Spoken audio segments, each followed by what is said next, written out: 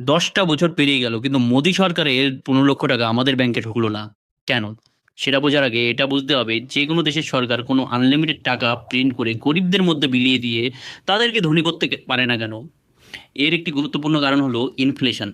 Inflation মানে হলো যে কোনো জিনিসের দাম দিন প্রতিদিন বৃদ্ধি পাওয়া।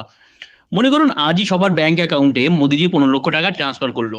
এখন আপনার কাছে 15 লক্ষ টাকা আছে এবং আপনার প্রতিবেশীর কাছেও 15 লক্ষ টাকা আছে। দুজনে বাজারে গেলেন চাল কিনতে এবং একটি চালের দোকানে একটি মাত্র বস্তা চাল আছে। দোকানদার বলল ওই চালের বস্তার দাম 1000 টাকা।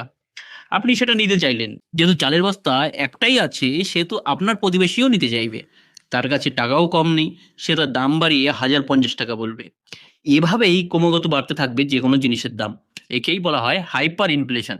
আর এখানেই আসে জিডিপির গল্প, গ্রস ডোমেস্টিক প্রোডাক্টস। যদি চালের বস্তা একটার জায়গায় দুটো হয় তাহলে এই প্রবলেমটা ফেস করতে হবে না। এবং পে কমিশন কোনো সরকারি কর্মীর স্যালারি বাড়ায় এই জিডিপি দেখে। উদাহরণ না দিলে তো বিশ্বাস করবেন না।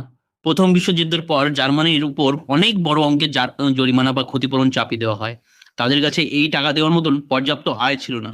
এই দেনা মেটাতে জার্মানি সরকার আনলিমিটেড টাকা ছাপাতে শুরু করে। কিন্তু দেশের উৎপাদন না বাড়িয়ে শুধু টাকা ছাপানোর ফলে মুদ্রার মান দ্রুত কমতে থাকে। 1923 সালের দিকে পরিস্থিতি এমন পর্যায়ে পৌঁছায় যে জিনিসের দাম অস্বাভাবিকভাবে বেড়ে যায়। প্রতি 2 দিনেই পণ্যের দাম দ্বিগুণ হয়ে যেত। টাকার মান এতটাই কমে গিয়েছিল যে কাগজের নোট দিয়ে এক বস্তা আলু কেনাও অসম্ভব হয়ে পড়েছিল। মানুষ কয়লার চেয়ে টাকা পুরানোকে সস্তা মনে করত। আর শিশুরা নোটের বান্ডিল দিয়ে খেলনা বানিয়ে খেলত।